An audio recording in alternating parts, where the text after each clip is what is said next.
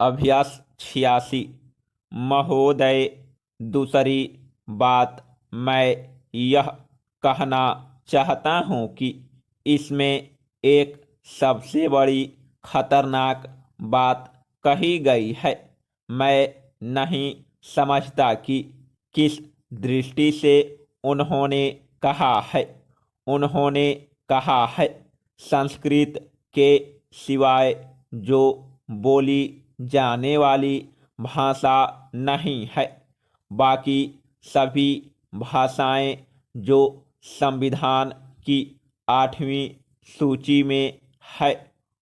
उपसभाध्यक्ष महोदय, ठीक है कि आज भारतवर्ष में संस्कृत भाषा बोली जाने वाली भाषा नहीं है। मैं इस बात को मानता हूँ, लेकिन यह भी तथ्य है कि भारतवर्ष में एक टाइम था जबकि संस्कृत भाषा ही हमारी राष्ट्रभाषा के रूप में थी, परंतु काल की गति के साथ संस्कृत भाषा समाप्त हो गई। लेकिन इस तथ्य से कोई मुकर नहीं सकता, यहाँ तक कि विदेशी विद्वानों ने, जिन्होंने भारतवर्ष के संबंध में ग्रंथ लिखे हैं, वे इस बात को जानते हैं कि भारत की मूल सभ्यता, संस्कृति, साहित्य और इतिहास की अथाह साहित्यिक निधि भरी पड़ी है। वह संस्कृत साहित्य में है। स्वर्गीय पूज्य महात्मा गांधी जी की भी यह अभिलाषा और कामना थी कि हम आज़ादी के बाद जो अंग्रेजी ने हमारी सभ्यता, साहित्य और इतिहास को मारने की चेष्टा की है, उसे जागृत करेंगे, उसका पुनरुद्धार करेंगे। स्वतंत्रता का अर्थ मैं यह समझता हूँ और पूज्य महात्मा गांधी जी के प्रवचनों को जहाँ तक मैंने समझा है और उनकी भावना यही थी, वे यह कहते थे कि हमें उस देश को राम राज्य बनाना है।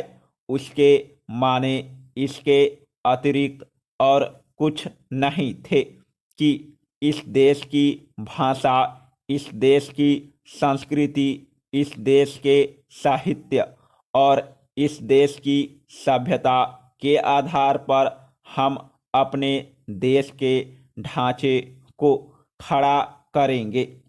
यह उनकी भावना थी।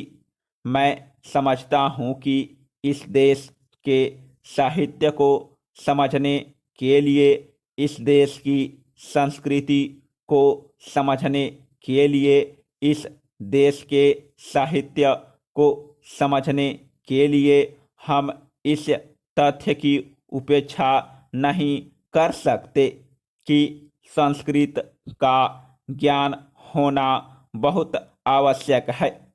सभी भाषाएं मूल्यवान हैं, परंतु मैं यह बात भी इस सदन में बता देना चाहता हूँ कि संस्कृत भाषा संसार की अधिकांश भाषाओं की जननी है, मातृभाषा है और सबके मूल शब्द संस्कृत भाषा में हैं।